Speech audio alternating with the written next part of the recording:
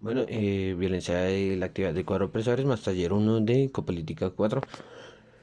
De forma horizontal encontramos como la desigualdad social en Colombia. Primeramente dibujos lo que son la parte política, la diferencia entre el político y el proletariado, que es el trabajador, la diferencia de clases sociales, como nos dijo aquí representado, y el deterioro del país por parte de la política administrativa.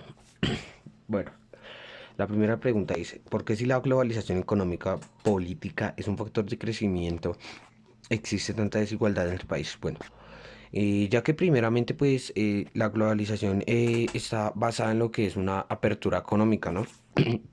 Entre lo que es generar como que interacción económica con los demás países, establecer un orden económico. Entonces ahí es cuando hablamos de que tanto, entonces cuando se habla de establecer un orden económico, hablamos de que, pues primeramente, dentro de los que quieren dominar ese orden económico son las grandes potencias. Entonces ahí en ese momento se empieza a generar, desde ese momento hay una diferencia en lo que es una potencia y un país tercermundista o en vías de desarrollo. Pero pues primeramente, como el mismo nombre lo dice, el país que es potencia, tiene la capacidad de competir más en un mercado internacional, tiene la capacidad de dar un producto más, como que un producto mejor terminado y a un mejor precio. Entonces, ¿por qué se genera desigualdad? Desde la parte económica entre el mercado se empieza a generar desigualdad, porque tanto como una potencia puede generar un producto, ya sea un bien o un servicio, un bien o un servicio, un producto, bueno, entonces ellos van a generar un producto terminado al mercado. Pero no va a ser el mismo producto que va a generar un país tercermundista, pues ya que el país tercermundista no cuenta con las mismas capacidades y pues por lo cual no cuenta con la misma capacidad de producción. Entonces el producto va a ser de mayor costo y pues entonces va a generar, entonces ya dentro de un mercado no va a ser competitivo ante una potencia. Y en ese momento es cuando pues los países que están económicamente mal, los países tercermundistas que tienen una economía baja, pues la potencia no va a permitir que el país tercermundista progrese. Lo que hace el país, la potencia, es que el país sea dependiente de él, que el país tercermundista sea dependiente de la potencia. Entonces en ese momento es cuando se empiezan a ver factores como lo es la pobreza, como lo es de la pobreza van erradicando diferentes ramas como lo son la violencia debido a la inconformidad social. En el siguiente estamos representando lo que son las brechas que hay entre pobres y ricos. Creo que está representado de una manera muy clara.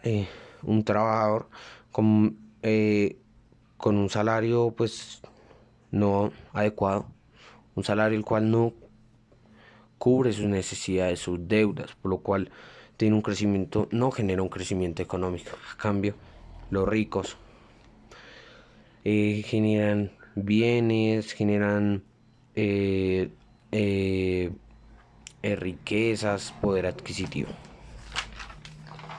Sistemáticos.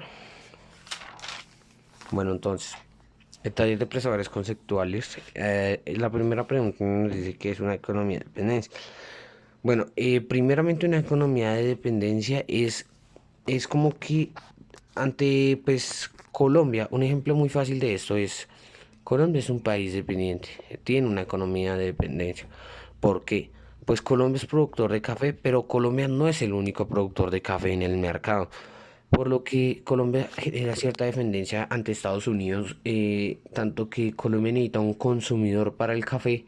Pero entonces ahí en ese momento una economía de dependencia no es lo mejor. ¿Por qué? Porque una economía de dependencia lo que hace, bueno, Colombia fabrica café, tenemos nuestro café en el mercado internacional, pero entonces Estados Unidos, al ser una potencia, tiene diferentes opciones de compra, pero pues primeramente pues genera dependencia.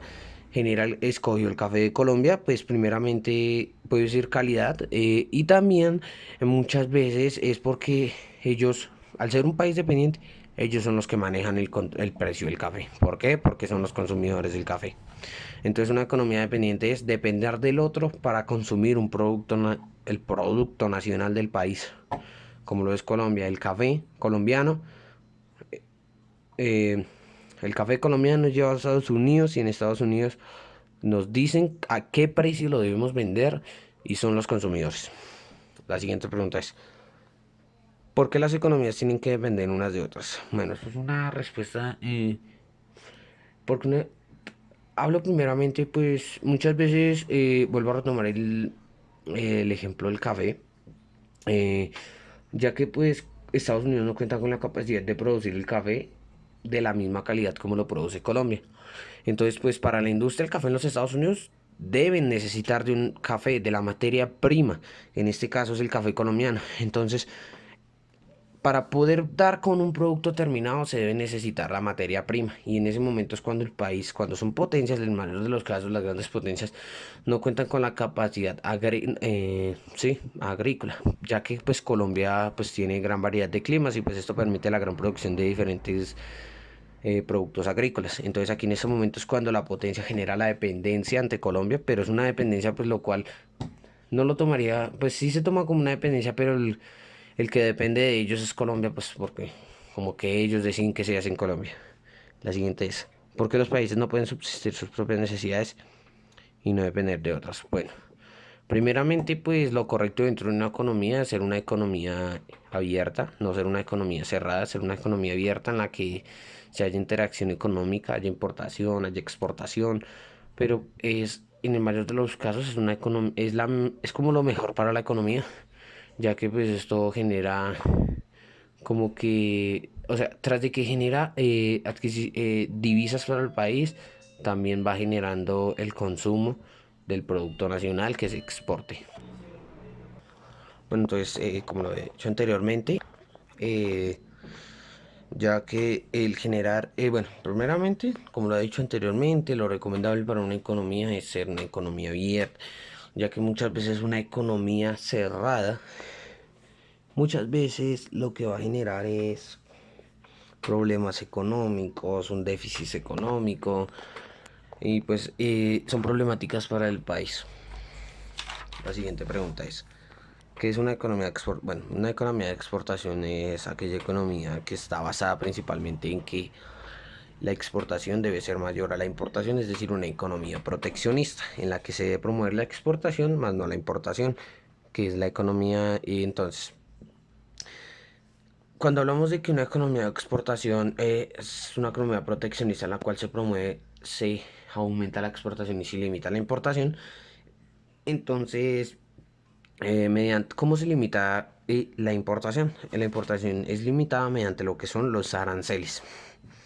La siguiente pregunta es, ¿qué es una economía de importación? Economía de importación es una economía con interacción de países extranjeros para la adquisición de un bien o servicio. La siguiente pregunta es, ¿qué son las divisas? Bueno, las divisas es la moneda extranjera principalmente. Es una moneda extranjera la cual se rige en el mercado internacional.